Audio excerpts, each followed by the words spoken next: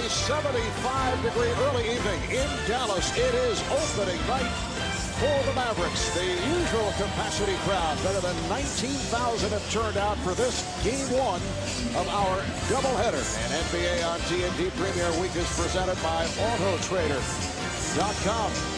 It's the new look Houston Rockets facing the Dallas Mavericks. The Rockets opening with a win last night over the Grizzlies. The Mavericks, the final NBA team to get the season underway. Hi, everybody. I'm Marv Albert, along with future Hall of Famer Reggie Miller. That is the czar of the You seem to resent that introduction. The czar of the telestrator, Mike Fratello, will be joined in a moment by Cheryl Miller. Right now, let's run down the starting lineups. First for the Rockets, it is Tracy McGrady playing through knee and shoulder problems. Rafer Alston at the point. On the front line, Yao Ming, Luis Scola, and new addition Ron Artest, who was acquired from Sacramento. The Mavericks starting five, led by seven-time All-Star Dirk Nowitzki, up front with John Coward and Eric Dampier, Antoine Wright, and Mr. Triple-Double, Jason Kidd, are at the guard. The officiating crew, combination of Tom Washington, Bill Kennedy, and Zach Zarba. First of four meetings on the season between the Mavericks and the Rockets. Last season, the Mavs won 3 of 4. Dallas has won 10 of the last 12 against Houston. And Dallas owner Mark Cuban all revved up for opening night. The Rockets last night at home beat Memphis 82-71. Not a sparkling offensive performance. The Rockets with only 10 assists and shot 37%, but as Rick Adelman told us, he will take it. When you think about the teams that opened up at home that were playoff teams like Orlando, like Philadelphia, like Washington a year ago, Golden State, who had 48 wins, they opened up at home and lost. So anytime you can get a win, you're very, very happy. And Reggie, I refer to the Rockets as the new look Houston Rockets. You could say the same for the Dallas Mavericks when you compare the team that we are seeing here in contrast to the team that opened a year ago. Well, everyone's talking about the big three in the East with KG and Ray Allen and Paul Pierce, but you've got a big three in the West now with Ron Artest added to T-Mac and Yao. All right, so Dallas in possession. This is Howard chased by Artest, who came up with 2 quick steals last night, putting the pressure on the ball and knocked it out of bounds. I think how we see that right away. Artest is trying to set an example with his defense to the rest of the team that this is going to be a staple of ours. We've got to get after it and hard. You look at his feet moving. This is unbelievable. Quick hands. He's always had that in the body to match. Antoine Wright, too late. It's a shot clock violation. So the Rockets take possession. Last night, Ron Artest in his Rocket debut, 16 points and a couple threes, 3 steals, 2 right at the start of the game. Yao Ming at 21 and 10. Tracy McGrady, 16 points, 5 assists, only a 7 of 18 from the field. McGrady played by Howard. He got the step. Pops it out to Artest for 3. Good box out by Howard. And he pulls up. Yes. And I think that's what Coach Rick Carlisle wants to do is get Josh Howard off early. It's going to be a little easier said than done with Ron Artest on him, but if he can get that mid-range game going early, it's going to pay dividends for his drives. And McGrady trying to work down low. Here's McGrady feeling the contact, the foul on Dampier. You know, Houston's a team that also started out, entered training camp with the thought in mind that we're going to run the floor, get easy baskets. But I think what happens is reality sets in and you wind up becoming who you really are as a team. This first unit is really not a running, sprinting unit. They have guys on the bench who can run the floor better, but you know, Tracy's not a runner, Yao's not a runner, so you play to what your strength is. And you can see Tracy McGrady bothered by the left shoulder injury, coming off the left knee injury, and wearing a brace on both the shoulder and the knee. And speaking with Coach Rick Adelman, he said he really only practiced 4 times during the preseason, so he's a little bit out of sync, but he's going to try to go and fight through the pain. Here's Wright behind the back attack, and back come the Rockets, a 4-on-2. Artest powers his way inside, and he's fouled by Howard. Basketball count. Artest will go to the line. Well, you're not going to see a lot of finesse in Ron Artest's game. You can see right there, he easily could have used the right hand off the glass, but he saw that Josh Howard was on him. He's just going to kind of back him down. Nice pass there by Skip to my Lou Ray for Austin, and he easily could have used the right hand right there, but he's going to go right through you and get to the foul line. And Reggie, there's extra motivation on the line here for Artest. He is in a contract year. You, of course, a former teammate of Ron in Indiana. The major question, can he keep his emotions under control? And Rick Adelman had him. Artest has said on many occasions that he's very comfortable playing for Adelman. But what do you see down the line? Well, I think that's going to be one of the question marks for this team. You're never going to question Ron's heart, but you might question his head. And having a chance to play with him as Tracy McGrady comes up with the steal, his heart will always be in it. Will his head be in it? Wild pass saved by Scola. Scola quietly had a double-double last night in their victory. A very, very solid player. The question down the road is, when Shane Battier comes back again, this team is totally healthy. Will Scola stay in the starting lineup? Is this their best combination? And when Battier comes back, this team already very deep, except at the center position, will be even deeper. Wright not able to hit. Battier out with an injured left ankle and maybe out another 2 weeks. McGrady for 3, and he's fouled by Wright. Not a good foul. Tracy will go to the line to shoot 3. Well, you mentioned the center position for Houston, and we probably should deal with it right now. That, to me, is a huge, huge hole in this Rocket team. And that's what separates them somewhat from what they were a year ago. When Yao went down, Dikembe Mutombo came in last year and gave them tremendous minutes and enabled them to, 22-game winning streak, 50, high 50s wins. Now, without Mutombo, when he comes out of the game, Yao, who goes in but a 6'7", 6'8" guy to replace him? But on the flip side, you can go small with the Rockets when you bring in Carl Landry, Chuck Hayes, and even the rookie Joey Dorsey from Memphis. Now, when you're going against the Lakers or Utah, or even maybe New Orleans that has size, or Phoenix, when you go against Shaq, you've got to be able to use your quickness, and I think that's what Adelman is hoping on. Plus, you have all the injury possibilities when you look back at the resume of Yao Ming. And if he goes down, as he did last year, and Mutombo was on the floor for a good portion of that 22-game win streak pulled off on the Rockets. Nowitzki able to keep it alive and fires for 3. Punched by Artest, kept alive by Kidd. Howard, yes, and it counts. Ron Artest thought he had a lock on that rebound right there. Kind of goes off his hands to Jason, the Kidd, and Kidd does a good job of recognizing that Howard was on the baseline wide open. So Howard to the line looking for a three-point play. In light of Josh Howard's well-publicized rocky offseason, it is important, I would think, that he get off to a good start, because fans could turn on him if he does not play well. Well, speaking with Rick Carlisle, he said, look, Josh Howard had a bad 3-month span during the summer, but people tend to forget that he had a nice 5 or 6 year run where he was a model citizen in the community. Oh, Jason Kidd goes the distance. Joe will have more on the issues surrounding Josh Howard in just a moment. Here's Artest firing. Rebound Nowitzki. Rockets get back. Howard with a crossover. Sets it up for Kidd. Right for 3. And it's over the backboard, out of bounds.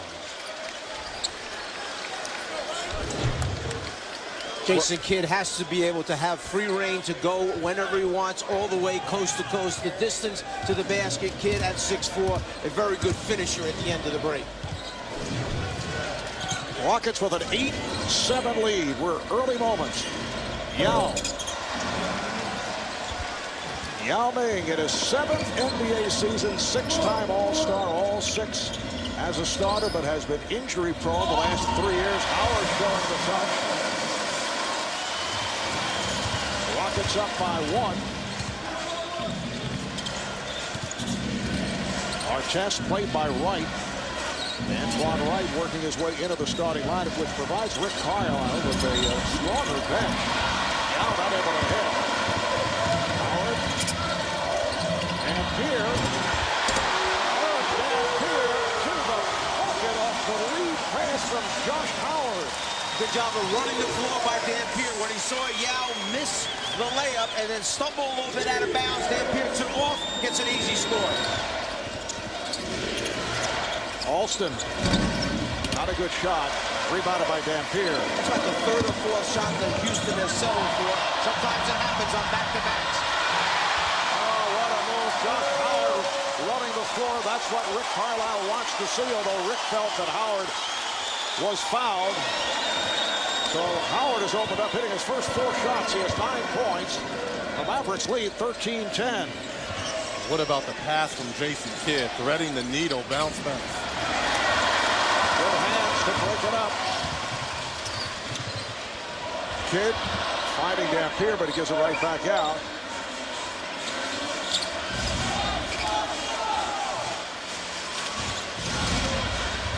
Here's Howard. Yes. What a start for Josh Howard. And the Mavs up 15-10. Look at him and watch them talk it over.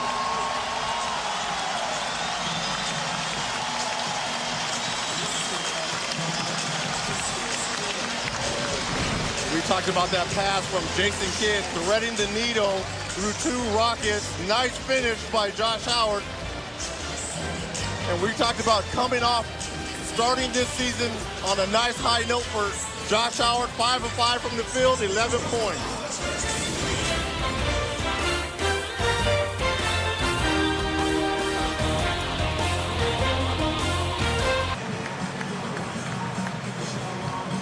Welcome back to Dallas, where the Mavericks are leading the Rockets by 5. Hello, everyone. I'm Cheryl Miller, and Josh Howard is off to a great start. And as the guys mentioned earlier, had a very rocky 3 or 4 months. On April 25th, Howard admitted on the radio show in Dallas to using marijuana during the offseason. 4 days later, against New Orleans, they eliminated Dallas in the playoffs 4-1. Howard averaged just under 13 points. On July 13th, at Allen Iverson's celebrity flag football charity event, he was caught on YouTube explaining that he didn't celebrate the national anthem. And on July 31st, he was caught drag racing in North Carolina. But it was on September 29th, the beginning of training camp on media day, when he admitted that he had made some mistakes. He apologized to his teammates, the organization, and he told me before the game that he learned a lot from that whole experience. And guys, he's just glad it's all behind him.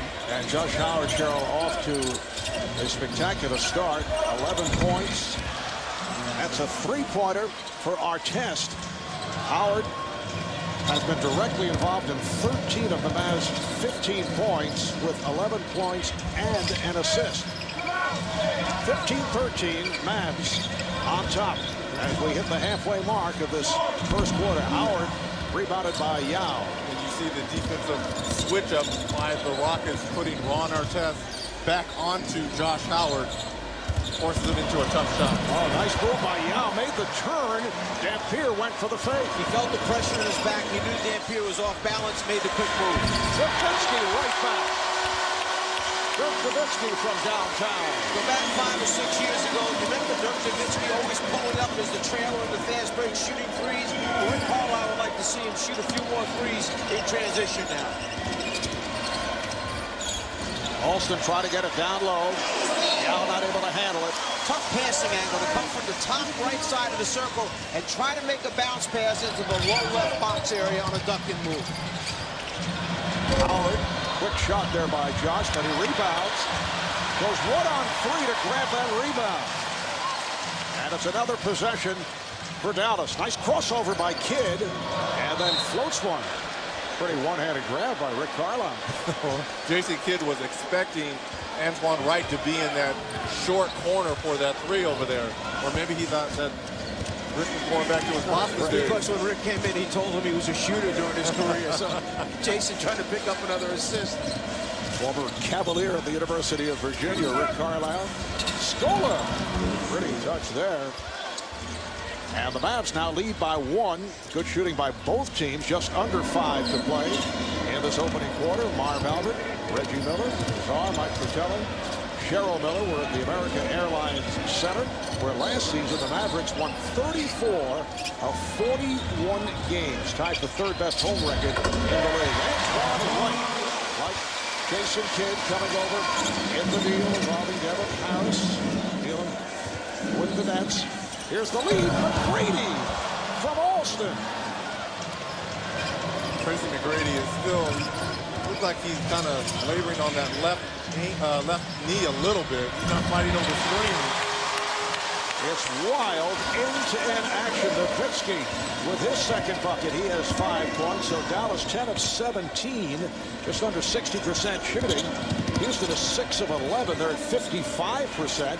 Scola, guys not taking much time getting shots off the tip by Yao. Dallas by 1. Nowitzki feeling for Scola. Backs his way. He thought he was fouled.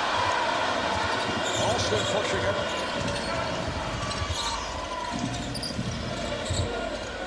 Artest looking to clear it. Yao will work against Dampier. Here's Yao. Jump hook from the baseline. Pick it up. Howard. Yes. 13 points on 6 of 9 from the field for Josh Howard. It's a very difficult pace to maintain over 48 minutes the way Dallas is playing. That's where your depth comes in. But, you know, later on when you do the same thing, you start missing shots, then it looks a little bit different. Artest. Nice move on Wright, who's a good defender. He's a good defender, but he has no shot with Ron Artest down on the block. Here's Howard. Fouled by Yao Ming. First guarded by Artest, then picked up by Yao. Howard will head to the line. It's fast-paced action here in this first quarter, and Dallas takes a timeout. When you have a guy like Tracy McGrady, you can take the ball, throw it to the front of the rim. He's going to find it and finish it. And then in transition, the quick pull-up jumper by Josh Howard. Another basket for the small forward. You okay, Zara? Your voice sounds...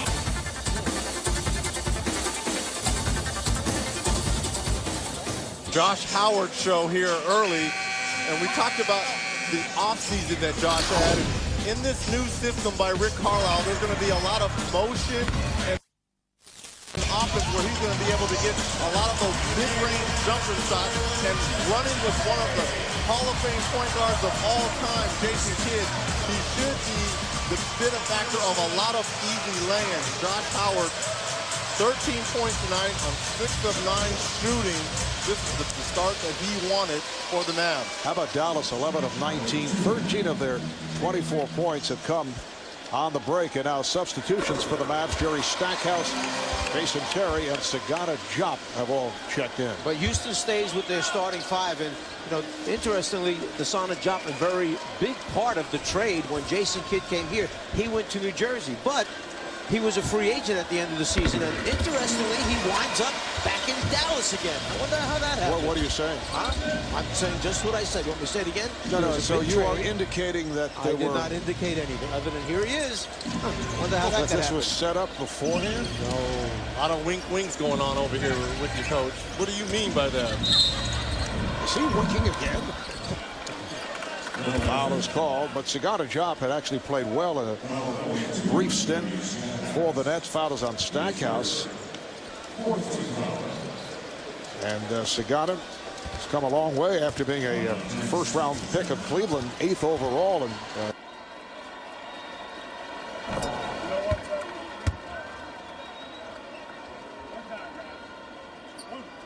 NBA games on your computer. Start the season with that free preview. For more details, visit NBA.com or call your local satellite or cable provider. You mentioned that Diop didn't play a whole lot when he was drafted by the Cavs, but this this is a different body, a different person. He lost all kinds of weight. He finally got himself in shape. He's matured a little bit, and he became a defensive presence and force last year for Dallas. Nowitzki, nice move. Beautiful spin going after he stole him. So do you want to go double team Nowitzki, get the ball out of his hands, and then you open up the three-point line, or do you try and play it straight up? That's a decision. It's only the first quarter, plenty of time to make changes. Mavs up by 3 as we approach 2 minutes to go in the first. Aggressive defensive play by Terry, not able to keep it alive. Rather by Howard, not able to keep it alive, though. Last touch by Josh Howard. Taking his time. Look where he catches it. Watch where he winds up shooting it. He's almost at the three-point line when he starts. He's at the rim when he finishes. Patience. You see it once again, looking to the inside of the court, see if any double teams are coming, and then he finishes. Crowd reacts as Josh Howard departs. Yao Ming with 8 points. But Jason Kidd makes his return, coming on for Howard. Stackhouse throws it away. And that's the pressure of Ron Artest, forcing Jerry Stackhouse into a tough pass right there. Now the Rockets with substitutions. Brent Barry signed as a free agent to be the designated shooter off the bench. 0 for 2 last night in his Rocket debut, attempting 2 3-point shots. And Chuck Hayes, 4-year man from Kentucky, has hit the floor nice for the first time. Designated shooter. Yes. And here is the designated shooter. Yes. You had a pretty good scouting report on him, didn't you? Rockets have taken a 30-28 lead. Terry with that fall-away shot. Nowitzki with the tip. And you have Hayes, who is really an excellent defender. He's got a lot of toughness. He's a much undersized power forward. He's going to match up with Nowitzki. He's got to keep a body on him to not let him get on the offensive boards. Now the Mavericks going with the physical Jason Kidd on Tracy McGrady, and he took it away from McGrady. Nowitzki on the run. It cuts to the foul. The foul called on Hayes. Dirk Nowitzki out in front. The steal by Jason Kidd. You look at the defense right here. Tracy McGrady trying to back down on Jason Kidd. Good hands by Jason Kidd. Gets it up to Nowitzki. Hayes just a step slow getting back in transition.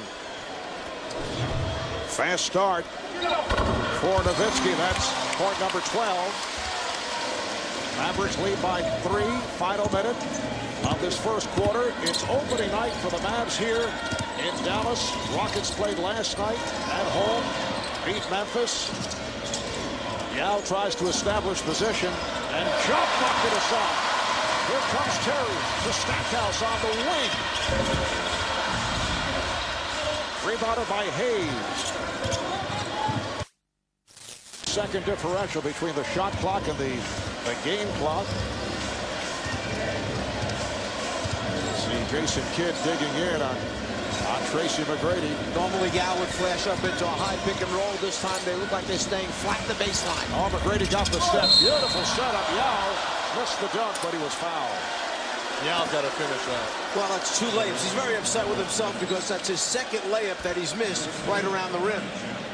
Tracy McGrady does a good job of taking Jason Kidd, getting to the paint. Jock comes over, and I don't care if you're 6'5" or 7'5", you got to be able to finish that. Foul on Jop.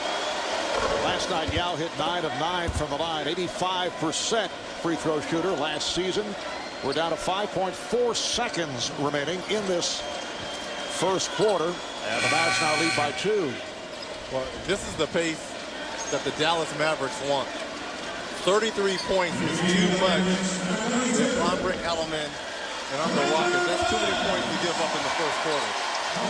Now Brandon Bass comes on, replacing Sagana Jop. Brandon Bass, who emerged as an important player last season off the bench. Final seconds of the first quarter. Here comes Stackhouse. Terry gets it off, but way off. That's the end of a wild end-to-end opening quarter. 59% shooting for the Rockets, 10 out of 17. Dallas at 56 on 14 of 25. Mavs by 1. Cheryl with Rick Alderman when we come back. Back in Dallas, NBA on TNT Premier Week is presented by AutoTrader.com. Moments ago, Cheryl talked with Rockets head coach Rick Alderman. Well, Coach, Dallas really tried to speed things up in that first quarter. Did you like the tempo of the game for you guys? Well, not really.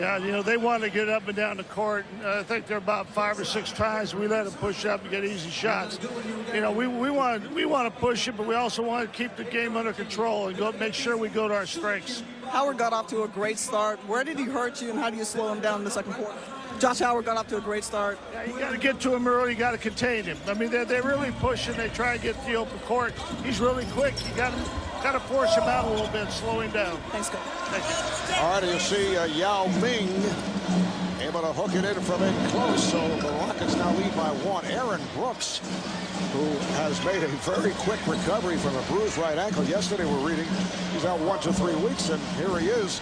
Back in the lineup, he just checked in for the Rockets. Backup point guard, pass off the mark, rebound Artest.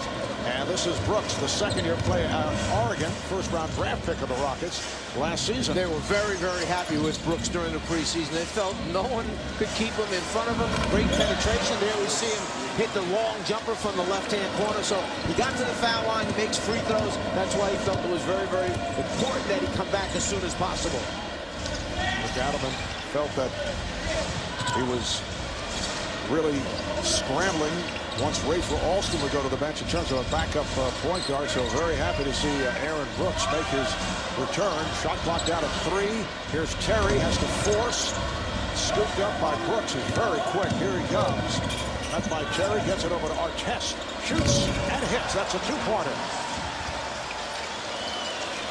And with this lineup for the Rockets, they can run a little bit more with Brooks and Ron, as well as Barry out there. You get the rebound, you try to get up quickly. So a good spurt here by the Rockets. 7 unanswered to open up the second quarter. Minute and a half gone by. Early timeout taken by Dallas.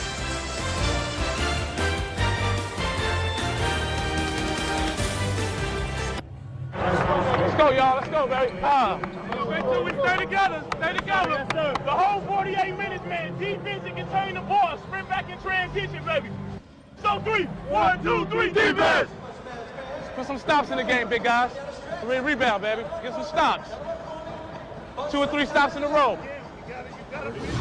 Well, we always appreciate when the players wear the mics, and Rafer Alston was saying all the right things about defense, but they gave up 51% shooting and 33 points in that first quarter. They got to get it done with their legs. Well, they've come out with a 7-0 run to start this second quarter, and they now lead at 39-33. Now Yao works against Job as they clear it out. Here's Yao, very aggressive. It counts on the foul. You know, if you just listen to the crowd and watch the spirit of the Mavericks at the end of one quarter, you would have thought they were up by 12 or 15. Houston just hung in there, kept it close. It's kind of like a workmanlike effort thus far. Yao turning in, shooting up over the top of Job, gets the basket, goes to the foul line. Yao Ming, 6 of 8, 14 points, 3 rebounds, a couple of assists. Jason Kidd will sit down once again. Josh Howard returns, so a 3-point play for Yao, and the Rockets with 10 unanswered.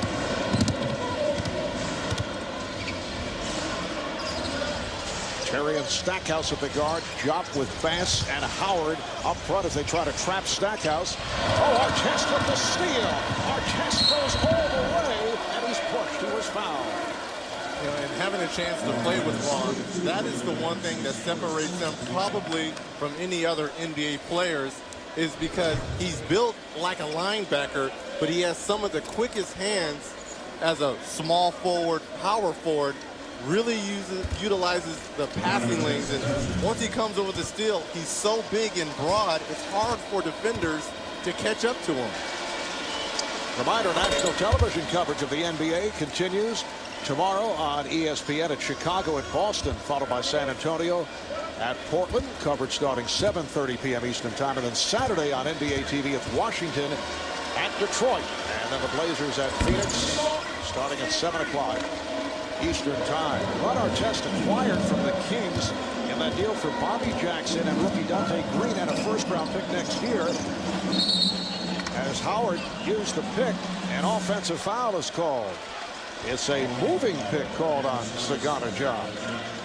Artest doing a good job. Whenever a pick is going to be set on you, if you feel that the defender is not set, move your body a little bit, it's an automatic offensive foul. Rockets have opened up this second quarter, hitting all 4 of their shot attempts. Yao trying to get position and does. Howard cheating over to help.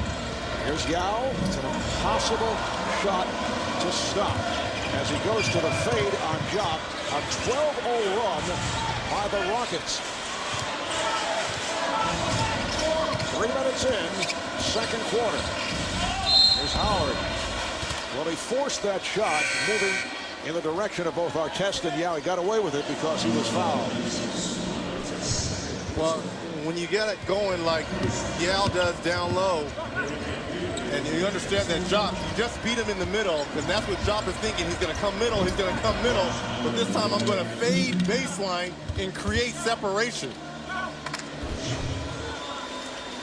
Josh Howard, an 81% free throw shooter at the line. You know, watching Yao at the other end work against Job, you see that beautiful touch. And getting back to the subject of Dikembe Mutombo, Rick Adelman telling us earlier, another reason they miss a guy like Mutombo is because Yao has it too easy in practice. There's nobody that difficult to face when you go, what, 7'6", 310 pounds. He's playing against all 6'8", 6'9" guys who just try to outquick him to the spots. They can't play behind him. They try to front them. They throw over the top. So it doesn't help him at all in practice playing against these smaller players. The combo was a good challenge last year for him. Artest got the step. So if Dikembe's out there listening, we will take, what, 10%? Making the case for his return to the Rockets. There is a spot on their roster available. And now you're making deals for players, and you're saying there's deals being made underneath bringing Job back. What's the deal? If the commissioner is listening, there's something's got to be going on with you two.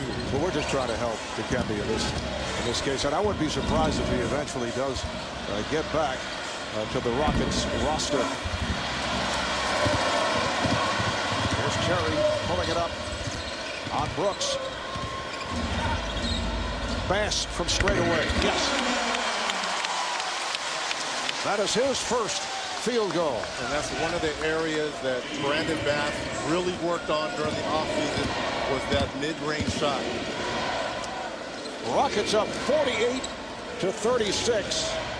An injury-hit Houston team that last year won 55 games, 55-27. They finished 4th in the West. Nice move by Hayes, and he is fouled. And then in the postseason, in the first round, they lost to Utah, but they had that 22-game win streak, the second longest in NBA history.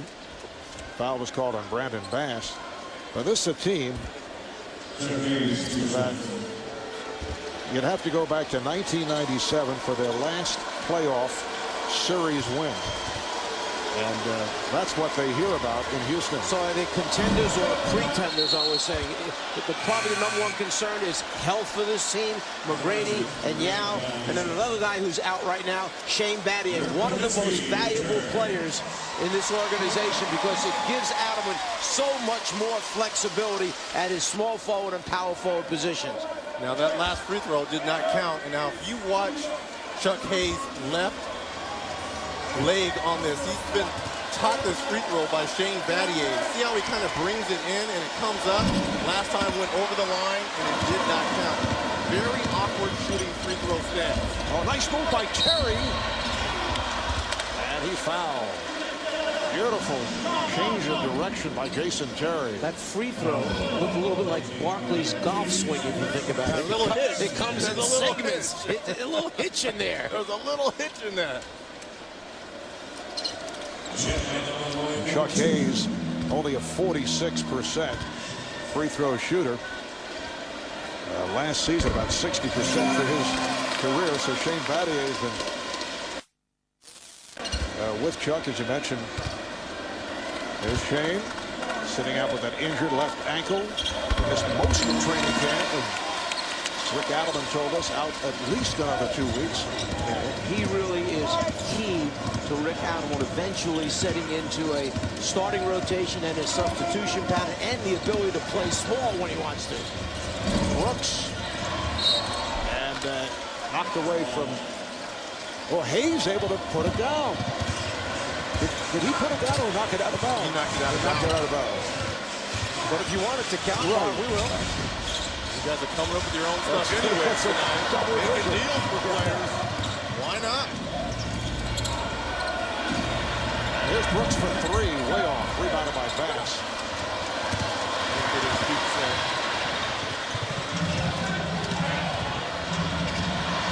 Nowitzki lost it. And a kick ball is called. And now tripping foul as Artest was tripped by Nowitzki. The guys are having fun out here, and they're going up and down and up and down.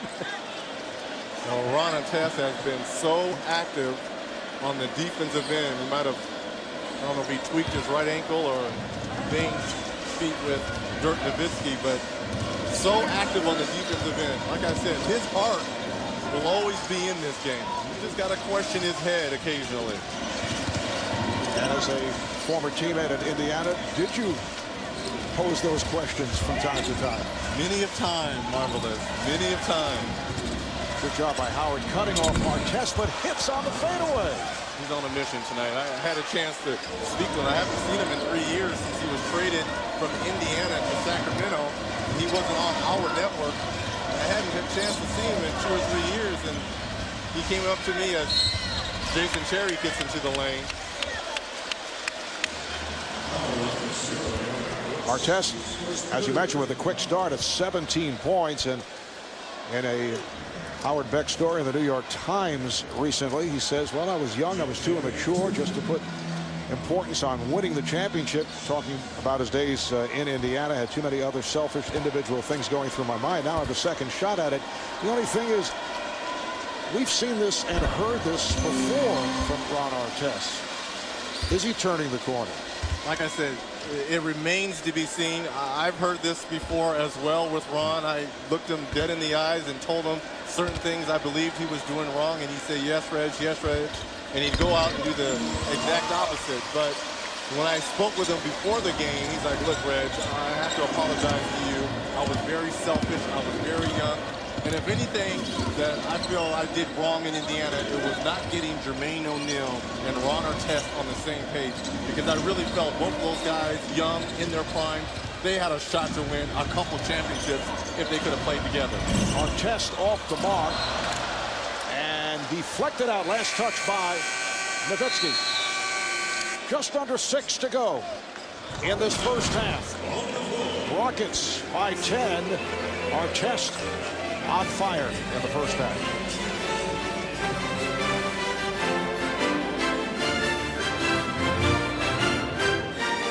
We're talking a moment ago about your teammate, Ron Artest.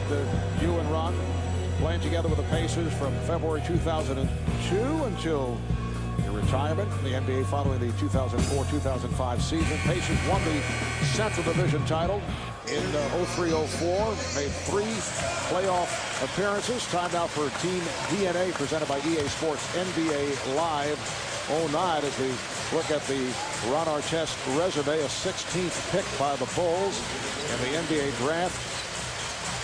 Acquired from the Kings mid-August and was the 2004 Defensive Player of the Year out of Queensbridge, New York. And you also said that it's too bad that Artest and Jermaine O'Neal couldn't get it together as Brooks misfires. Was there a problem between the two? It wasn't necessarily a problem, but when you have young players that are as talented as both those players were, you get into the whose team is it? And I always felt that fascinating when people say, it's my team, because obviously basketball is a team game, and they kind of got into the mantra of Jermaine saying this is my team, Ron wanted it to be his team, and at times they were at odds. When Isaiah was the coach, he tried to diffuse it. When Carlisle came in, he tried to diffuse it. And like I said, we had a chance there to win multiple championships, and we just didn't get it done for whatever reason. But both players, I tried. I really tried. The personalities just didn't mix. Well, as a guy who was senior citizen and a guy who had a little bit of success in the league, isn't it your team at that time? Yeah, but I was on my way out. Yes, I had been there the longest, my whole career, and like I said, I tried my best. Both guys I respect. Jermaine, I respect Ron. They both elevated my career later in my career and helped me go further back to the Eastern Conference Finals twice, but it was tough. Like I said, it was tough. Both guys, it was a meeting at the summit between both of them. Last foul called on Carl Landry, the second-year man out of Purdue, who was a pleasant surprise last season. Howard way off. Back comes McGrady. It's a 12-point Rocket lead. They had that 14-0 run at the start of the second quarter to take control. Nice pass from McGrady, and Landry with the bucket. We come up on 5 minutes to play in this first half. Nowitzki got the step. That will count. And the foul. He might have gotten an extra step. Well, maybe one extra one in there, but he also did a nice job of taking his right shoulder, moving it into the defender, Hayes, and that got a little space. You see him move into him, create the space, and there's the reason why you want to be able to shoot with both hands. Protect the ball with the right side of your body, finish it with your left hand. So what? Don't get excited if he took a couple extra steps in there. Well, I'm upset at Carl Landry for not coming over, taking the charge. If I'm on the floor as a Rocket, you got to get over there and rotate and take the charge. Put a body in there.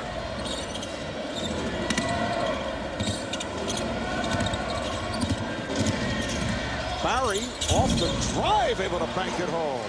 Designated shooter, huh? And the Rockets did not get back. Jason Terry able to take advantage. The guy who scored the layup, his man ran out. They went right back to him with the long lead pass. Rockets with a 56-45 lead.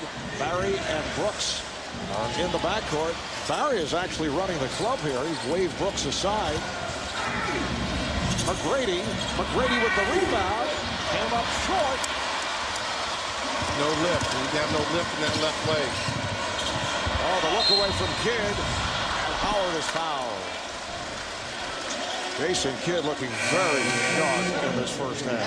As Rick Carlisle told us prior to the game, the great thing about Jason Kidd is when the ball touches his hands, he doesn't need a dribble to advance the ball. He knows who's out in front.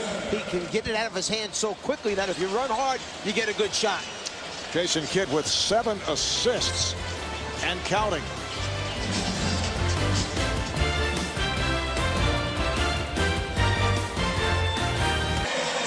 Welcome back. Rockets up 56-45. We'll take a look at how you can take advantage when your opponent scores on you. Houston starts with a little dribble handoff series, and right at this moment, as Barry is about to shoot the basketball, Aaron Brooks tries to go to the rim to be a potential offensive rebounder. The problem is that his defender, Jason Terry, decides he's not going to go all the way. What he's going to wait to do is he's going to try and sprint out just in case something good happens.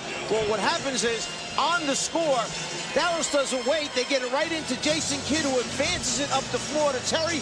One of Jason Kidd's 7 assists. A quick score back for the Mavs. We're down to 4:11 to go in this first half. Marv Albert, Reggie Miller, Mike Fratello, Cheryl Miller. Opening night for the Mavericks here at American Airlines Center. And the Mavericks, as announced earlier tonight, will be hosting next season's NBA All-Star Game to be played at the new Cowboys Stadium in Arlington. That'll be February of 2010, a retractable roof facility, and the stadium could mean a crowd of more than 50,000, which means all season ticket holders would be accommodated. The Mavericks hosted All-Star Weekend back in 1986 at the old Reunion Arena. The All-Star Weekend that saw Spud Webb win the slam dunk competition. Tracy McGrady, who has 6 assists, puts the move on Howard. Knocked away to recover. Here's Landry. Yes. Spud Webb still lives here in Dallas, Texas. Happened to just run into Spud a week ago. He was making an appearance in Atlanta while I was in our studios down in Atlanta. Had a nice conversation with Spud, doing very well. Who's taller, you or Spud? Look, we are dead even. There's no question it's a draw. Okay. Well, that's amazing that he won the slam dunk competition if you guys are even. Oh, pass rejected by Yao. And back comes Rafer Alston. So I guess that means there is hope for me. I don't think Lazar has the lift that Spud may still possess. McGrady and Nowitzki on it. He's fouled. Hit on a reach-in by Landry. Landry, one of the surprises last year for the Houston Rockets, a young man who came in, worked very, very hard, got a chance to play a lot of minutes, and made the most of his opportunity. Both teams are now over the foul limit. Carl Landry, originally a second-round pick by Seattle, then acquired by Houston. Picks up his third foul. Nowitzki is 2 of 2 at the line, and that's point number 16 for Dirk. Well, coming to TNT this December, sometimes bad guys make the best good guys. See Academy Award winner Timothy Hutton in an all-new TNT series, Leverage. That is Sunday, December 7th, 10 o'clock, 9 Central, right here on TNT. Rockets with a 10-point lead. They have that 14-0 run earlier the second quarter. Just under 3 minutes to play in the first half. Off the steal. Here comes Howard. McGrady did not want to pick up a foul. 19 points for the slashing Josh Howard. And that's what Rick Carlisle wants to see. Does not want to see Howard just standing at the perimeter taking jump shots. Well, he started this game off by making that mid-range shot, and that's going to allow the defense to crowd him, and then he's going to get a wide open avenues into the paint. Shot clock down to 3, 2. Barry. Back comes Howard.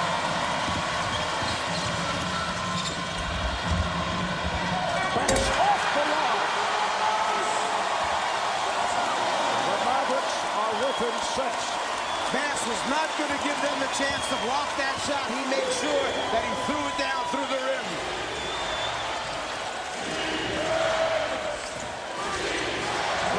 Yao battling for position.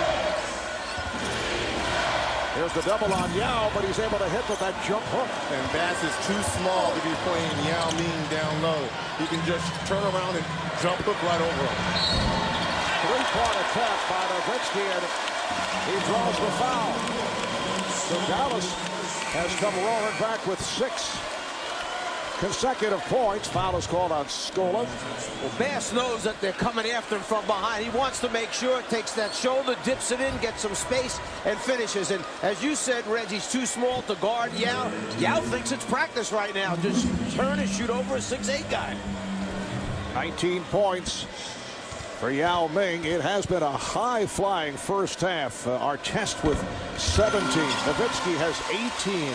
Howard has 19. Both teams shooting better than 50%. Reg, Marv talked about Rick Carlisle wanting his team to take it to the basket, this up-tempo. But you played for Rick Carlisle. How's Rick right now in his head looking up at the board, seeing that they've given up 60 points with 1 minute and 46 seconds to go, based on how his former philosophy was? Well, he definitely controlled the tempo with me in my experiences in Indiana. But he's given the offense to assistant coach Terry Stott. More screens, more motion, more like the Princeton, which Jason Kidd reveled in while he was in New Jersey. I think he's going to live with this offense. But what about the defense? That's the bad part. Oh, Artest with the fake. And now the shot. Rebounded by Kidd.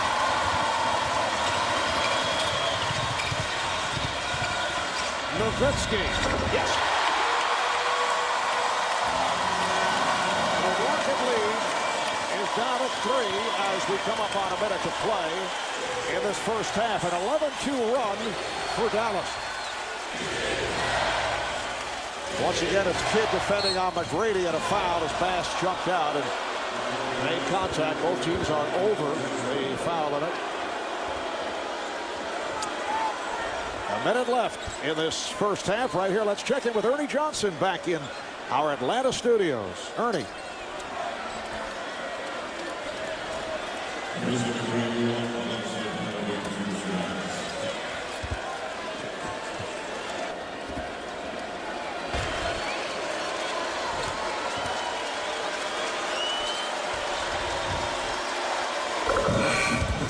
Y'all? Wow, Ernie is sporting the little pocket square tonight. Yeah. Looking very, very dapper there on the screen. That's what you were saying to us earlier. So to say. Rockets with a 61-57 lead. McGrady with 7 points, 7 assists.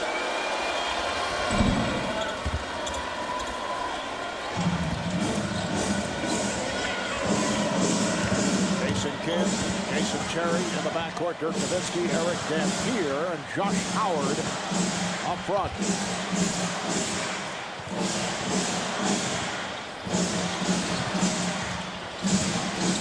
Shot clock down to 5. Nowitzki open. Yes. Beautiful setup by the Mavs. And that was a nice brush screen by Eric Dampier to make sure that Nowitzki was wide open on that shot. Rockets with a 3-point lead, 25 seconds to go in the half. Artest squeezing through. Dampier got a piece of it. 3-on-2. Beautiful delivery from Kidd. Howard cannot score. Kidd missed on the tip. And it's chased down by Nowitzki. We're down to 5 seconds. Down to 3.5. Nowitzki tries to shake off Scola. So that is the end of a entertaining first half here in Dallas. The Rockets with a 62-59 lead. Dirk Nowitzki with 12 points the last 5 minutes. The Mavs in the half on a 13-4 run. Nowitzki 24 in all, 12 as I mentioned the last 5. As for the Rockets, 19 points for Yao Ming, 17 for Ron Artest. Let's go to Cheryl with Ron Artest. Ron, there was a moment in the second quarter where you guys really looked like you had this game in control. How were they able to get back in it? You know, that's just a game. We probably didn't pressure them enough, and then we didn't get back enough, didn't give enough effort, but we're going to be all right. You know, in the first quarter, it really looked like the Mavs were trying to speed up the game. Coming in the second half, do you need to control the tempo better? Yeah, we do. Our defense is tight right now. You know, we got to have our offense catch up, but, you know, we should be able to hopefully put them away in the second half. All right, thanks for your time. No doubt. All right, when we come back after a break, it'll be time for the T-Mobile Halftime Report. Our score here at halftime is the Rockets 62, the Mavs 59.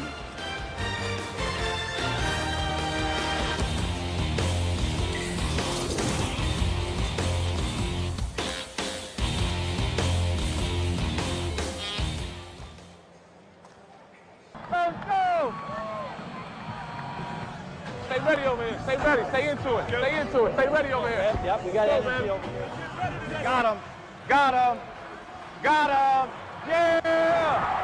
Yeah! Yeah! Come on! Let's go! Let's go! Let's go! The sights and sounds of a frantic, fast-paced first half here in Dallas. Rockets have a 62-59 lead over the Mavericks. Opening night in Dallas, start of the Rick Carlisle era.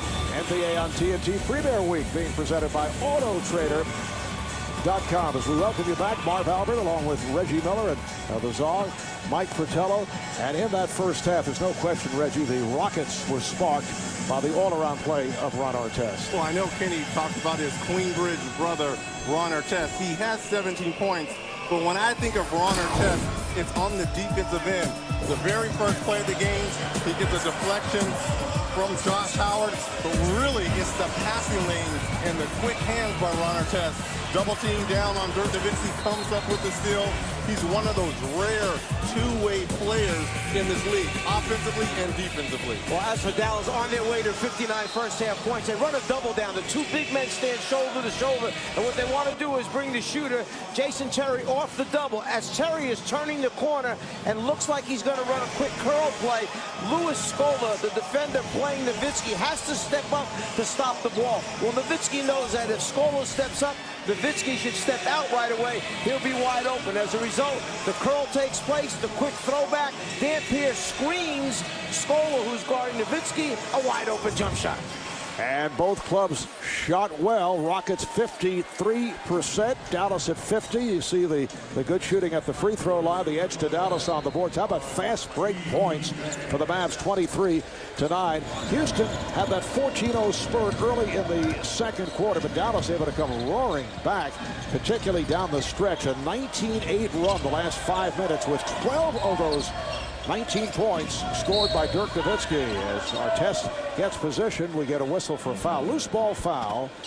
It is on the Mavs. Foul on Wright, who was trying to contain Artest. Welcome to the NBA, Antoine. You try to guard Ron Artest in the low post, you better dig in for a long, tough night. So Yao Ming up front with Luis Scola, Ron Artest, Ray for Alston, and Tracy McGrady at the guards. Good job by Dampier to bother Yao Ming and took it away. Howard got off to the fast start and opens up the third quarter with the jump shot. He has 21 points. He has such an excellent mid-range game. And as you said, Marv, he got going earlier, and that jump shot, it's almost like he's in his rhythm early. Mavericks are within one. Alston using the screen and a foul as Kidd tried to make his move past Scola. And he picks up the personal. Bob, I want you to be honest here. If you did not look at the score sheet, would you have ever imagined that Yao had 19 points in the first half? I figured he had 19 right on the button. Reg, what about you, Reg? Reg, I said be honest, Reg. Yes, because no one can stop him down low. This time Yao comes up short. Howard bothered by Artest. Nowitzki's had the hot hand. Nice move as he swings it on Scola. Rebounded by Yao. Scola got lucky on that one. You've got to stay down against a player like Nowitzki. You want to get you up in the air. He's an excellent jump shooter. Minute and a half gone by. Third quarter just underway. In the second half, Alston is open for three. And here's Howard on the run. Right. Oh, he blew the layup. Rebounded by Scola. Able to recover. Alston trying to accelerate. Cut off by Wright. Nice pass. Alston to Scola. It will count on a foul. Excellent look. It looked like Alston was driving the ball and then backing it out, and suddenly he turned right back again under the basket and knew exactly where Scola was. Pushes it. No, I'm going to back this out. No, I'm not. Come right back at you for the score to Scola. Foul on Nowitzki. That is his third. Luis Scola will move into the starting lineup in the second half of last season.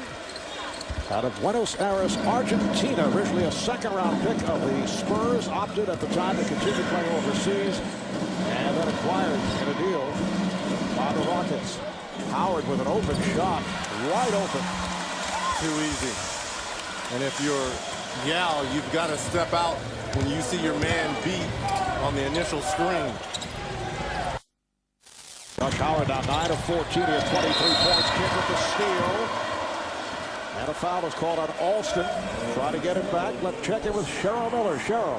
Well, guys, the Mavs assistant coach Dwayne Casey said that they were not happy in the first half with their interior defense. They felt that they allowed Yao to get the ball too deep in the paint. He said, we felt good about the tempo we created, especially late in that second quarter. They definitely want to force the action in the second half. All right, well, Yao coming off 21 and 10 last night in that opening night win.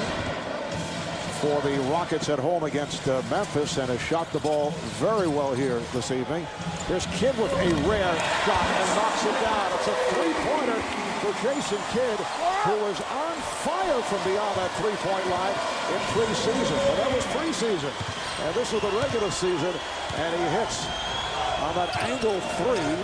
Dallas with its first lead since they were up 33-32 in the second quarter. Yao Ming comes right back. So Yao has 21, and the Rockets back up by a point. Well, what Damp and Jop are going to have to do against Yao is crowd him. They're giving him too much airspace. It's not like he's going to beat you off the dribble. A Kid feeling it after hitting the three, but comes up short. Only the fourth shot attempted by Jason Kidd. He does have 9 assists and 4 rebounds. And over the course of his illustrious career, and he is third all-time in triple-doubles, usually the scoring has to catch up to the assists and the rebounds. Well, 12 triple-doubles prior to the trade from New Jersey. Only 1 triple-double since he arrived here in Dallas. And everyone thought the decline, especially the second half of the season last year, but you know, in this system by Coach Carlisle, he's going to thrive. And you see he is number 3. Oscar Robertson leads the way, followed by Magic Johnson, and then Jason Kidd, who was passed by Will Chamberlain. Rafer Alston was called on that foul, so Dirk Nowitzki Is he shooting at the line. Yeah, I'm not sure I agree that was a shooting foul. I thought that when Rafer reached in, Nowitzki was still on the ground, had the ball in his possession, was on his way to creating a ball fake. That's called a scorer's call. I got those plenty of times. You shoot enough, the officials know that you're a scorer. But that's all you really have in your mind is to get a shot up, right? Exactly. They assumed you were going to shoot the basketball. Didn't pass a lot throughout my career, so they assumed I was shooting.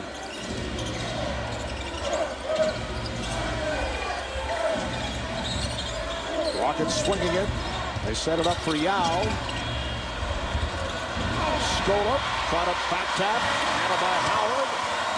Adams on the run again. Howard straight down the middle. First rule of defensive basketball, you must stop the basketball. 25 points, 9 rebounds, 3 assists for Josh Howard. Now Howard defending on McGrady.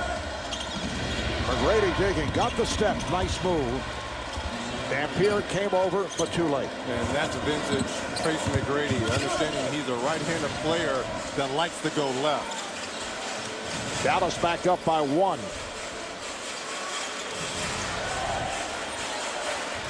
A battle between Nowitzki and Scola making contact. Rebounded by Scola. Rick Carlisle wanted a foul on Scola. Here's Alston for 3. No. And Dampier to hustle it down. Patience. If I'm Rick Alderman, you want patience on that possession.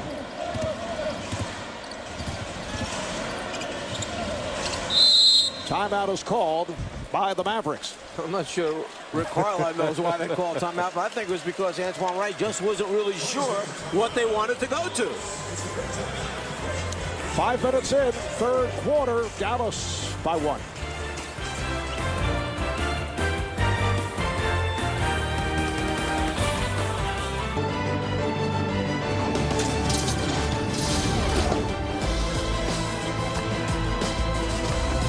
Here comes McGrady. Oh, he just sucked the gravity right out of the building. What a play by T-Man to take a 2-0 lead. Oh, Tracy McGrady knocks in a 2-point shot to give him the lead. Kevin Harlan, Doug Collins with the call. The 2005 Western Conference first round. Houston taking a 2-0 lead in that series. Dallas going out to win it in 7. Turner Sports in the NBA, 25 years and counting. Mavericks with a 1 goal, and Neely picked it off. Nowitzki on the recovery and scored. And just 15 the shot clock. In the past 12 minutes, as Dallas has gone from trailing by 14 to to a 3-point lead. Mavericks have not turned it over. 0 turnovers, a major factor in this comeback run. Once again, it's Howard defending on McGrady. And McGrady able to adjust. Let's keep in mind in the second half that Houston did play last night. Dallas has not played a game in 7 days since their last exhibition game. Will these minutes build up, and is that perhaps the reason why Dallas made this early run? Oh, Nowitzki with the quick step to get around Scola and was fouled. And as I said about Tracy McGrady, he's one of those players that's right-handed but likes to go left. If I'm Josh Howard, I've got to send him baseline side. And same with Dirk Nowitzki, right-handed player that likes to go left, gets into the middle. Scola has to shade him to the baseline side. Second foul on Scola. And Dirk 10 of 10 at the line. He has 29 points. The coaching staff, and we've heard this before in Dallas, feels that Dirk Nowitzki can improve on that post-up game. And he's the first to admit it. It's been a point of emphasis. Dirk agrees that can get him going on nights that the jump shot is not falling. McGrady fouled from behind. Dampier reaching in. And I know that Rick Carlisle and the Mavericks are going more towards the motion and Princeton offense. But if the game is on the line and they need possessions, especially at the offensive end, having played for Coach Carlisle, unbelievable in drawing up plays. And if Dirk wants to post up, he is going to put Dirk in the best position to post up. He's 6'11", he's long, he can shoot, he can pump fake. You know, these are all the things that are attractive to Coach Carlisle. You know, Reg, you mentioned the Princeton offense. For those viewers who may not quite understand, we're talking about an offense in the NBA that teams such as New Jersey, New Orleans, Washington of Eddie Jordan, they all run parts of this Princeton offense, which became very famous under Pete Carroll and has been carried on for years. It gives you a lot of motion, a lot of movement, a lot of back doors in the offense. Dallas up by 1. Kidd with room. Yes. He had a foot on the line. It's a 2-pointer. So Jason Kidd here in the third is in a 3 and a 2. 7 points along with 9 assists. Well, Jason shoots just well enough to keep the defense honest. McGrady. It's handled by Nowitzki, and a reach-in foul is called. It is on Scola, so he's collected his third. You know, I have to correct myself in one regard. Jersey ran that Princeton offense when Jason Kidd was there, but this year Lawrence Frank has gone to a new type of movement offense, a lot more drive, draw, kick, that type of thing. So they've gotten a little bit away from it this year, New Jersey. Well, Scola saw that pass coming. Dallas with 13 on the shot clock. Now, last season, Dallas went 51-31, and they finished number 7 in the West, but only 6 games behind the number 1 seed Lakers. It led to the departure of Avery Johnson. Here's Howard, who thought he was fouled. And then, once again, Dallas bounced in the first round of the playoffs, knocked out by the Hornets. McGrady is fouled. He'll go to the line for the Mavs. Their second straight first-round playoff defeat after making it to the NBA Finals 3 years ago, although they lost to Miami in 6. Antoine Wright on that foul. Remember, 2 years ago, they win 67 games, and then in a stunner, and we were there to do that game, Golden State, coached by former Dallas head coach Don Nelson, knocked off the Mavericks, the first number 8 seed in NBA history to beat a number 1 in a best-of-7. So the last 3 years have been, to say the least, on the difficult side for the Mavericks. In the finals against Miami, Dallas was up 2 games to none on the Heat, and up by double digits on Miami with 6 minutes left in game 3, and lost the series. Yeah, I'd like to coach one of those 67-win difficult years sometimes, I tell you. A lot of pressure, though. A lot of pressure if you don't end up succeeding in winning, which they did not. Up 12 points, closing minutes, and end up losing to Miami. Well, the expectations become different. Even though they had excellent regular season success, it's a different story.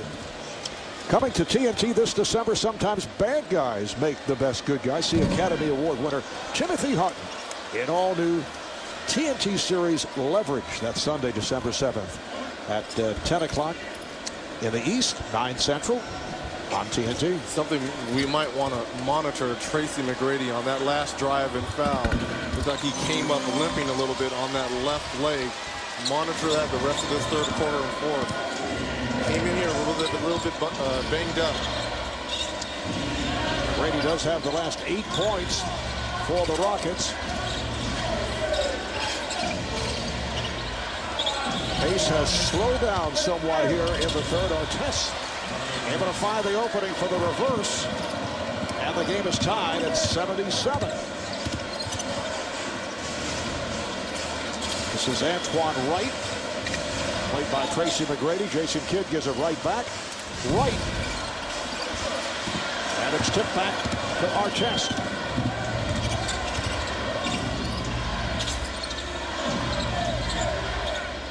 And the Rockets are very pleased with this pace here in the third quarter. Scola thought he had Yao cutting at the other side. Well, they just ran a play before when Ron Artest made a great play when he was post up. Why go away from that? I know they're trying to get Yao Ming down low, but it looks like Ron Artest offensively can kind of get it going for the Rockets here.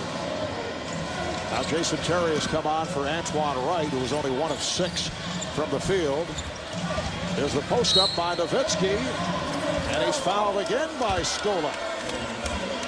Back at the offensive end for Houston, it's interesting to me how they're having such a difficult time in trying to enter the ball to Yao down low. You know, you mentioned posting up Artest, but before that, there was no question. Tracy McGrady wanted to get involved in this game. Okay, 8 quick points, takes over 4 straight shots at the basket. Now they go back to Yao, but they're trying to enter the ball from above the top of the circle into the low post. And see how we're talking about this? And when we talked about the big three last year for Boston, how were they going to be able to exist, all 3 of those guys, and they found a way? I'm talking about Ron Artest. You're saying Tracy McGrady took it 4 times. They're trying to post up Yao Ming. This is what Alamin is going to have to deal with when you have a big 3 like Houston has. Dirk Nowitzki with 32 points. Mavs lead 79-77. Coming up on 3.5 to play in the third. Artest pulling it back, facing a double. Artest, a little bit too much one-on-one in that instance. Nowitzki to the fadeaway.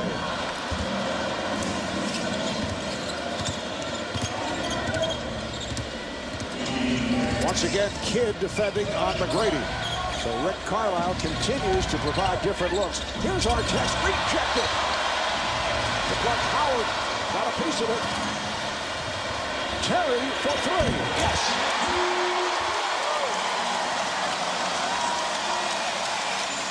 Mavericks by 5. Rafer Alston calls for time. Standing ovation for the Dallas Mavericks. Opening night here at American Airlines Center. We'll be right back. Earlier today, just outside of American Airlines Center, our very own Marv Albert hosted a 2010 All-Star Weekend announcement with NBA Commissioner David Stern, Mavs owner Mark Cuban, Dallas Cowboys owner Jerry Jones, and a host of other dignitaries. The Friday and Saturday events will take place right here at American Airlines Center, while the 59 All-Star Game itself will be played in the new Dallas Cowboys Stadium in Arlington, Texas. Seating capacity, marvelous, 80,000. It remains to be seen whether they'll go 80,000 or cut it down perhaps to 50 as you look at the owner of the Cowboys, Jerry Jones, partnering with Dallas Mavericks owner Mark Cuban to host next season's NBA All-Star Game. And that will be one of the beautiful stadiums in the United States, in Arlington, Texas. Rafer Alston able to hit on a 3, and that is his first field goal of the night. He'd taken only 3 previous shots. He brings the Rockets within 2. And that makes coaches crazy. They come out of the timeout, Dallas. They go to a zone, and what happens? Also hits a 3 right away. You immediately turn to your assistant and go, don't ever suggest that again. We're not going zone for the rest of the night. Well, Dampier putting a move or attempting to put that move on Yao and draws the foul. For Yao, his 3rd, and Eric Dampier, a 58% free throw shooter last season, will head to the line. National television coverage of the NBA continues tomorrow on ESPN. Chicago at Boston, followed by San Antonio at Portland. And then Saturday on NBA TV, it's the Wizards and the Pistons, followed by the Blazers and Suns. Coverage starts 7 o'clock Eastern Time.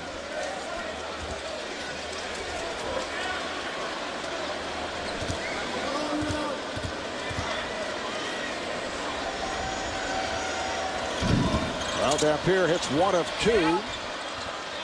The Mavs up by 3. Houston is led by as many as 14. That had that 14-0 spurt early on second quarter. Dallas came back strong late in the first half. They have led by as many as 6.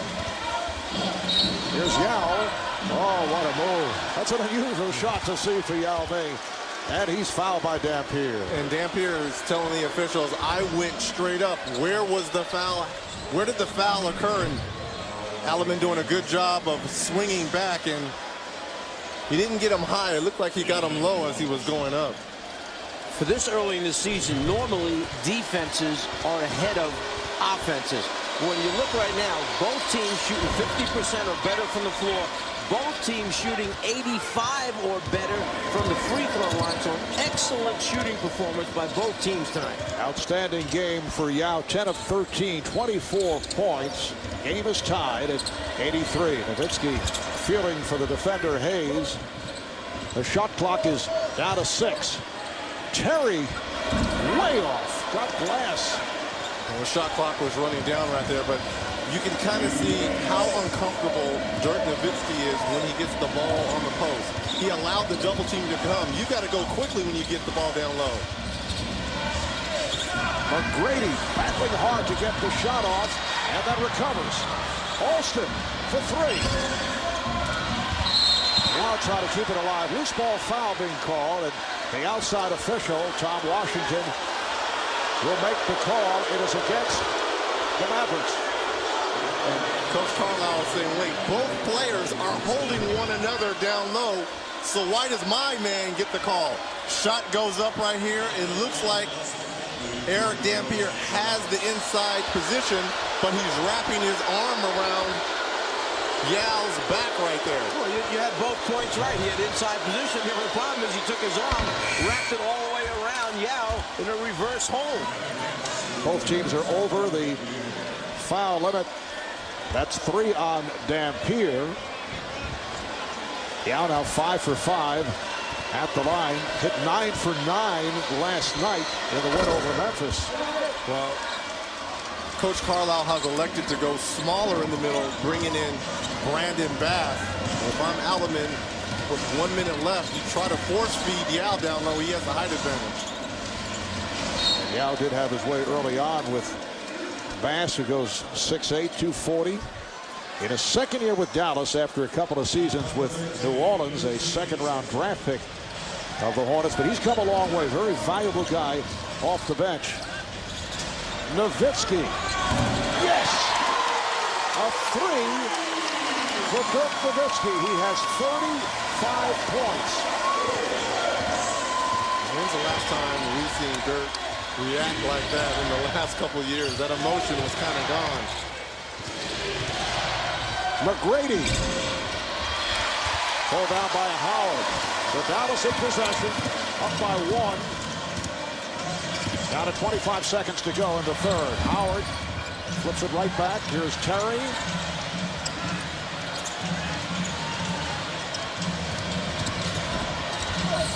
Oh, he met by Yao. Wisely gave it up, and Nowitzki rims out. Rebound Yao. They have to hurry. Final seconds of the third. Alston puts the speed on. And here comes Nowitzki from center court with a two-hander. That's the end of the third quarter. And the play picks up here in the final minutes of the third. It's the Mavericks 86, the Rockets 85. Opening night for the Mavs here in Dallas. Rick Carlisle will talk with Cheryl when we come back. On a beautiful 68-degree night in Dallas, we welcome you back. NBA on TNT Premier Week is presented by Autotrader.com. And just moments ago, Cheryl caught up with Dallas head coach Rick Carlisle. Well, Coach, it looked like, especially in the later part of that third quarter, that they were going to have a size advantage. Why was your smaller lineup more effective? Well, so far our smaller lineup's been more active. Brandon Bass has been active on Yao, and you know, we've got to find something that works, and for us right now, that's been effective. What would you like to see as far as adjustments heading into the fourth? Well, we just got to stay aggressive. This game is about energy for us. They played last night, and you know, we've been waiting a whole week since our last exhibition game to play. So, you know, our energy should be better, but it's got to translate to the game, and we've got to be efficient. Thanks, Coach. Okay. And on the subject of Brandon Bass, he tried to take it right at Yao Ming and was turned back and tied up. So it's the 6'8" Bass against the 7'6" Yao, and Bass out-jumped him, however, too strong on the attempted tap to Terry, and it will be Houston ball. Well, that's like Roy Jones Jr. taking on Lennox Lewis, a light heavyweight going against a super heavyweight. For the Mavs, their first turnover in nearly 20 minutes. Dallas by one as this fourth quarter gets underway. Aaron Brooks back on the floor. He and Brent Barry, the combination in the backcourt. A beautiful touch by Brooks, who is a surprise player here tonight. It was thought with that bruised right ankle he'd be out, according to the Rockets, from 1 to 3 weeks. And made his return after sitting out some preseason games. Stackhouse. Barry Stackhouse with his first field goal. Well, when you look at Brooks, I mean, he couldn't have any swelling. He's like all muscle. He's just all muscle, so there's no swelling. That's why he's back so soon. What does that have to do with anything? Howard able to snatch the rebound. Missed opportunity there by Ron Artest. Here's Terry for three. Rebounded by Artest. Look at the medical evaluation on that Czar philosophy concerning Aaron Brooks after the game. Let's give Keith Jones, the athletic trainer for the Rockets, a lot of credit. Artest with an open three. Ron Artest with 22 points. When his feet are set, his shoulders squared to the basket, he makes that three. Well, we just saw that. Yes, you're correct. Meaning, as opposed to being off balance sometimes. That's it. You guys, you wanna like just gang up, man. You're correct. And the outlet for Barry is overthrown. It's so sensitive. I cannot believe you, Coach. No, I think he should actually take a break for several minutes. There's some problems going on. 2 minutes in. Well, now they're no Yao Ming. The Rockets much smaller. You've got Carl Landry guarding Jop. You've got to do a better job on the boards here. Jop with Bass. Stackhouse up front. Now the Mavericks working it for Bass and gets the roll. Yeah, I think Carlisle is going to have to look at increasing his minutes a little bit. He's so active at both ends of the floor, and he's improved his jump shot tremendously. Landry up front now with Hayes and Artest. Brooks puts the speed on. Oh, nice touch. Landry from Brooks, 8 points for Landry. That's what Landry did a year ago. He was able to make those 16-foot jumpers, and that gave him more playing time over Hayes a year ago, because that's in the strength of Hayes. And we see him right there hit a big jump shot for Houston. Bass working hard against Hayes. Loose ball foul, says the official, Bill Kennedy. Foul on it. On Landry, that is his 4th personal. When you look at the group on the floor for Houston right now, where are you going to get a score from other than give the ball to Artest to make something, or Brooks penetrate? Terry One-handed by Artest, rips it down. Well, this is the time that Ron Artest, with no Yao and no T-Mac on the floor, has to be aggressive offensively. Rockets with a 2-point lead. Barry taken down by Kidd. Mavericks on the move. Terry all the way. It counts. And the foul.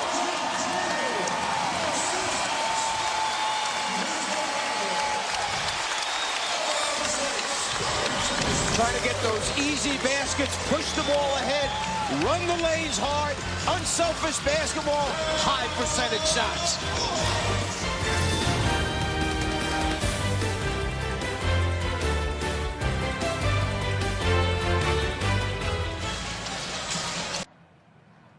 Dallas all over McGrady, doubling him everywhere, but it doesn't matter. Nowitzki, yes. Dirk Nowitzki right back. Here's McGrady for three. Well, why not if you're McGrady? Why not? Nowitzki from way downtown. Yes! You gotta be kidding me. This is unbelievable, Marv. And now time for tonight's AutoTrader.com player comparison. It was back early December 2004. The Rockets, Tracy McGrady, and the Mavs, Dirk Nowitzki, had huge scoring nights. McGrady putting up 48 points. Nowitzki with 53, a career high. Mavericks won the game in overtime. For more AutoTrader.com player comparisons, log on to NBA.com. And for Dirk tonight, as you see, 35 points. That's the most he's ever scored on an opening night in this, his 11th NBA season. His high point game last year was 37. He has 35 here. At the moment, getting a rest. Artest played by Stackhouse. Artest off balance and taken by Jock. 4 minutes gone by in the fourth. Game tied 92. Well, if you're Rick Alleman, when do you come back with Tracy McGrady and Yao? Right now, Yao's at 34 minutes. Remember, like you mentioned, Coach, this is the second of a back-to-back. Yes, last night in Houston, the Rockets did play. They opened up by beating Memphis. The Dallas, their first game of the season. Here's Brooks with the shot clock running down.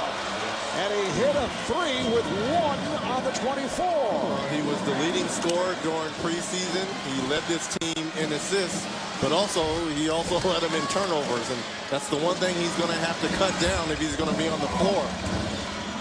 Stackhouse for three. Rebound handled by Barry.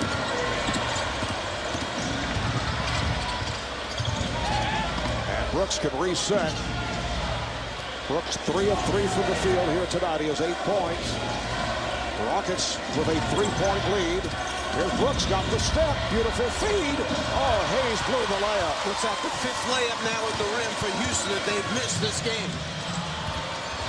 Pass on the recovery, and he's fouled. So Bass fouled in the act. Will go to the line. The foul on Landry. That's 5 on Landry. Let's go back and look at how Dirk Nowitzki has gotten his points. We know that he's a terrific perimeter shooter, but his ability to put the ball on the floor and sometimes get a little bit lucky, find the handle on it. Top right side of the three-point line, that has been his favorite spot since he has come into the league early on with Dallas. 35 points. And you see 13 for 13 from the foul line for Nowitzki. Stackhouse and Jop sit down. Josh Howard hears it from the crowd as he and Dirk Nowitzki back on the floor. So it's Nowitzki with Howard and Bass on the front line. Kidd and Terry in the backcourt. Bass hitting 1 of 2. The Rockets lead by 2. Let's see if Alleman brought back Yao, try to get him down low against Bass. Artest, little ball fake as he went left to right. Now, I'm not quite sure. Ron is not getting fouled. It looks like he's getting hit on the hands, but he's going up with such strength. They're not calling him. 24 points for Artest. Terry challenging Yao and turned back. He thought he was fouled.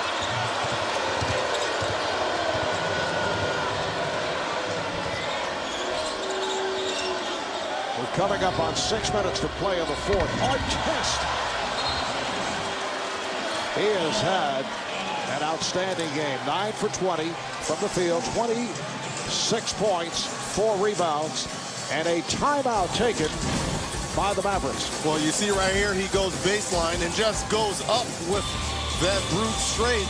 And then Dirk Nowitzki, there is no way out on the perimeter you're going to be able to guard Ron Artest. This month, Mavericks head coach Rick Carlisle, assisted by Jason Kidd, Dirk Nowitzki, Sagana Diop, hosted the launch of Coaches for Kids, a new program that will allow thousands of children the chance to see NBA games in each of the league's 29 markets. Coach Carlisle and his assistant coaches conducted a clinic for more than 40 local boys and girl club members to help tip off the program. The Coaches for Kids program is supported by the NBA, the NBA Coaches Association, Team GMs, the NBA Trainers Association, and the Boys and Girls Clubs of America. The NBA, Marv, where caring happens. All right, thank you, Cheryl. Just under 6 to go in this fourth quarter. A little fadeaway attempt by Nowitzki. The Mavericks down 99-93. Rockets led by as many as 14. They had that 14-0 spurt early in the second quarter. Dallas able to come back. They've taken the lead, but Houston right back up. Now coming up short. Josh Howard being played by Ron Artest.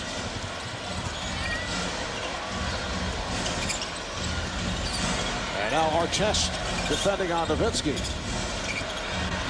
Shot clock to 7. Nowitzki. You see the versatility of Ron Artest. He's guarding Josh Howard, Nowitzki, Jason Terry, Jason Kidd, Rick Carlisle. He can guard a little bit of everyone out here. Oh, nice pass, and Yao able to scoop it in, and looked like Nowitzki on the follow-through took a shot to the mouth. Maybe that lead arm of Yao caught Dirk on the rotation that time. And you can see when Artest, how strong he is against Nowitzki, forced him off the shot that he was looking for. Howard putting moves on Hayes. Not good shots now by Dallas. And Hayes is on the floor to give Artest a little bit of a rest in having to guard Howard, because Rick Adelman considers Hayes to be an excellent defender as well. So Artest and Hayes can switch if their two players cross each other, which they did 2 plays ago. Barry could not hit, but Yao is on it. And it looked like a travel on Yao, but instead a foul is called. Artest getting involved. And Artest is not getting involved. What he's doing is coming to get Yao to pull him to the free throw line. But when Ron runs up, because of the history of Ron Artest, everyone gets out of their seats and make it bigger than it is. All Ron was doing was going to grab Yao and drag him to the free throw line. But then when Jason Kidd kind of bumps him, everyone gets out their seat and everyone expects a melee to happen. Marvelous. No, the word was involved. That meant he came over. Involved. Does not necessarily mean that he is an agitator. He's coming to the defense of his big man. But it appeared that Yao traveled, and there was no call made. Are you two going at each other? Let's see. Just a discussion, friendly discussion. Sounds to me like you two who teamed up on me suddenly don't like each other as much. And now Zach Zarba is walking over to talk with Ron Artest, and has the basketball with him. And has called a technical on Artest. So Nowitzki will... Absolutely not. What does Ron Artest get a technical for? Are you kidding me? See, that's guilt by reputation right there. The only thing, Reggie... No way. Wait a second. I understand philosophically what you're saying, but he made contact, and it was a dangerous situation, even though he was trying to get to Yao. A dangerous situation for who? You never know what will happen. I understand you never know with Ron, but there's no way he's getting a technical when he's coming to the defense of 7'6" Yao. Is it because everyone else was standing around and then Ron ran at the pack? Is that basically That's why everyone got out of their seats and started to hoot and holler, because Ron ran up. But what did he get the technical for? Trying to pull Yao out of the circle? The personal foul was on Josh Howard, his third. Let's get another look at this. Here's Yao. This is after the move where Dallas felt there was a travel. And who did he push? Look, he's trying to grab Yao and say, hey, go to the free throw line. What is Ron doing? I don't think it should have been a technical foul. I really don't. Thank you. We'll get another look at it as Yao continues to hit free throws, 7 for 7 at the line. I think this is when everyone, you know, when you think of Ron Artest, that's probably as fast as he was jumping into the stands in Dallas. But that's... Well, he did. But see? He did run into Josh Howard's left arm, he's shoulder, he's guilty because he's Ron Artest. That's the problem. So Yao now has 30 points and 12 rebounds. 4 minutes to go in the fourth quarter. And a blocking foul on Brent Barry. Now the Rockets very upset. I like Yao. Yao was out there pleading his case for Barry, his teammate. When I'm the official, he gave it the charge call right away if you watch out. There's a switch that takes place. Barry tries to get in there, probably a step slow getting that left leg. There's Yao with the signal right away. Charge! You see Barry moving in. Bass rebounded by Yao. All jump shots for the Mavericks. And Brooks able to race it across. Brooks all the way. Whoa. We have just seen the speed of Aaron Brooks. Apparently that ankle's all right. Kidd on a catch and shoot for 3. Bass pulls down the rebound. And Yao was able to strip him. Crowd looking for a foul. A 10-1 run by the Rockets, who have taken control. There is still plenty of time here for Dallas. They've got to dig in, play good defense, get rebounds, and that doesn't help any. Artest for 3. He has 29 points. The Rockets have opened up a 108-94 lead, a 13-1 run. Well, we've been talking offensively and defensively what Ron Artest can do. And with T-Mac on the bench, cheering on the other 2/3 of the Big Three.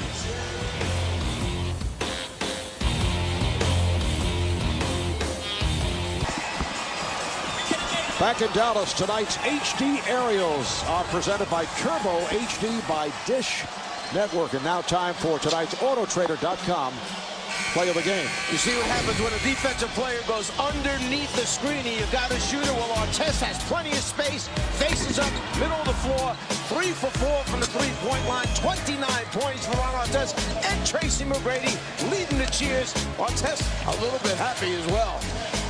It has been a stirring performance by Ron Artest in his second game as a member of the Houston Rockets.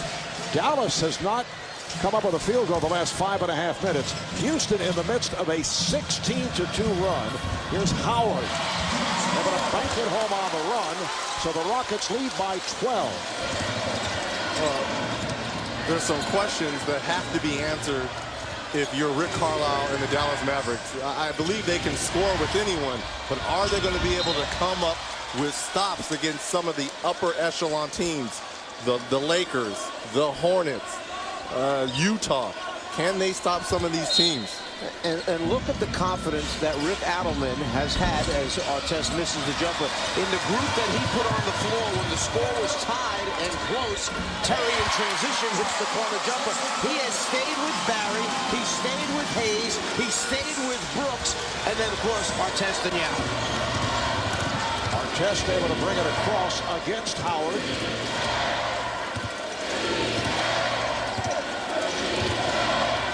Artest running the offense here. Trying to get it to Yao. Good fronting drop by Bass. Terry with a 2-on-1 takes all the way, and he's fouled. He had Bass to his left. but he draws the foul. Foul on Brooks, his second. Let's check in with Ernie Johnson back in our Atlanta studios.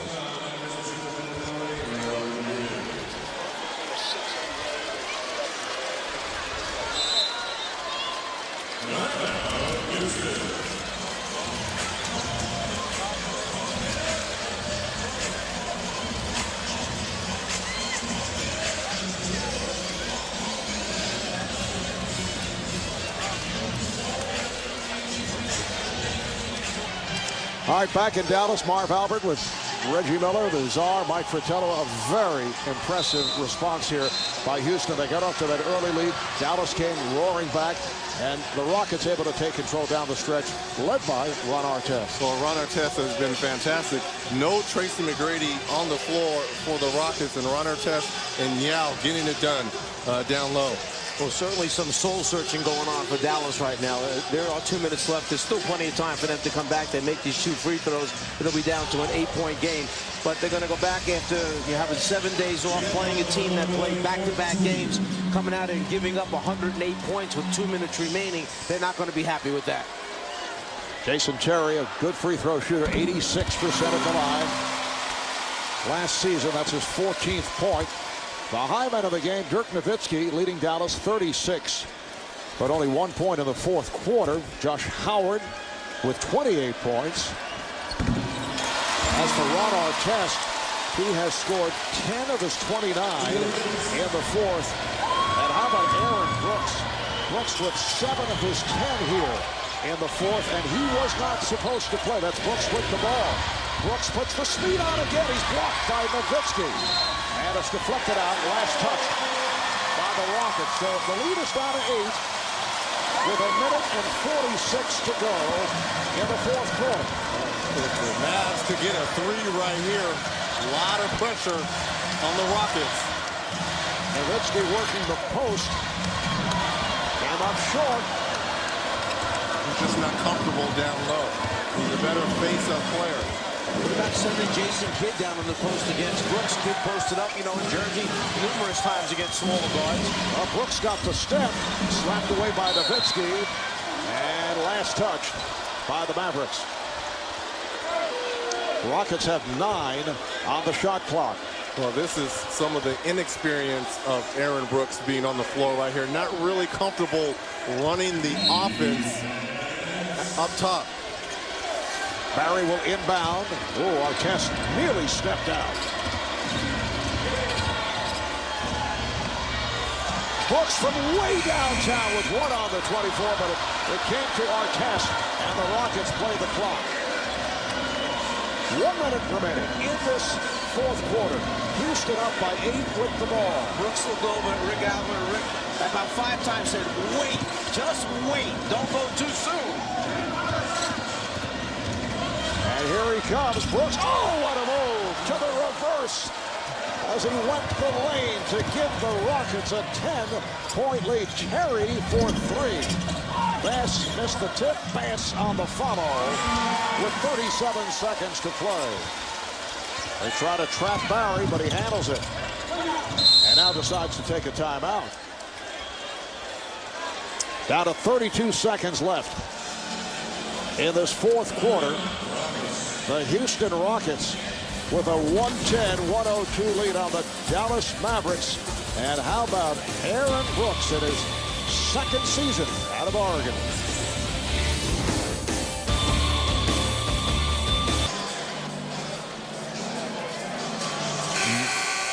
Okay.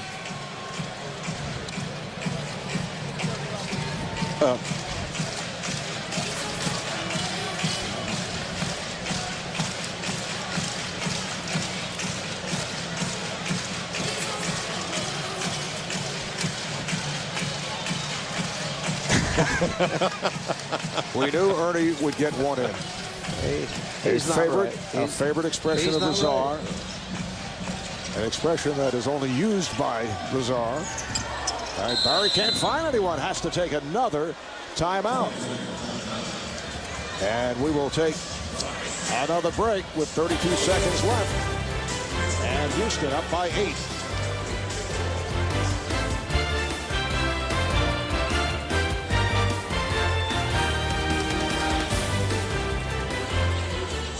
Okay, did you see In that the what happened reset, right there?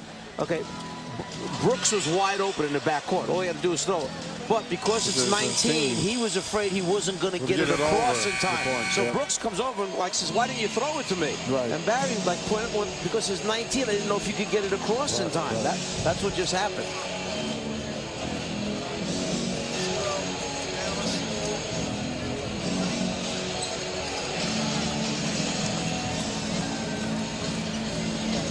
Well, the Rockets have one timeout remaining. They have a 20. Dallas with a full and a 20.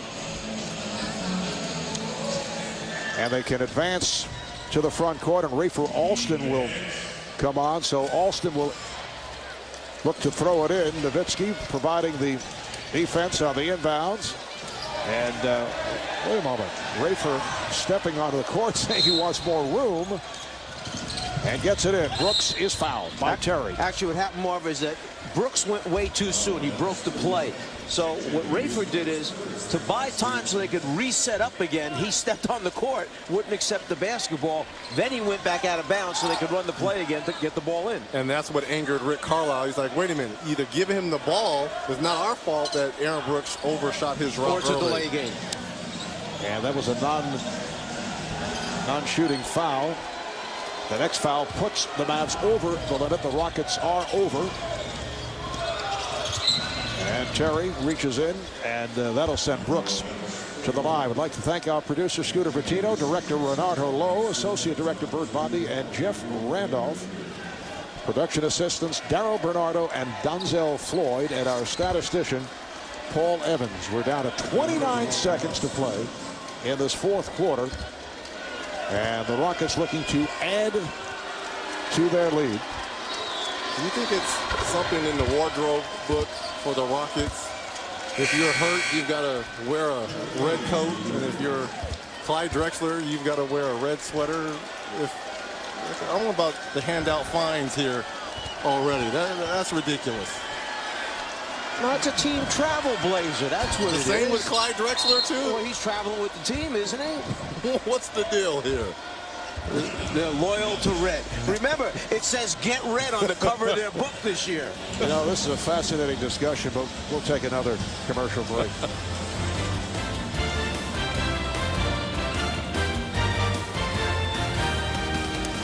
You're right. You're right. Oh, man. Yeah. Eastern swing while Dallas will be at Minnesota Saturday night, Monday night back here for LeBron and the Cavaliers, followed by 3 straight on the road. But a disappointing home opener for the Mavericks. Kidd will throw in. Rockets do not want to foul. They're over the limit. So Howard not able to hit. Ron Artest. They're going to move it across. Ron Artest with a sensational all-around game. 29 points, 10 coming in the fourth quarter. Yao Ming with 30 on 11 of 15 shooting, along with 13 rebounds. Tracy McGrady had 16 points. Aaron Brooks, big factor off the bench with 14, 11 in the fourth quarter. Rockets let the shot clock run down. And Dirk Nowitzki with 36 points, but only 1 point in the fourth quarter, and that was on a technical free throw. Josh Howard with 28, only 2 points in the fourth quarter. The Houston Rockets, as Terry fires one up, Rockets with a 112-102 win over the Dallas Mavericks.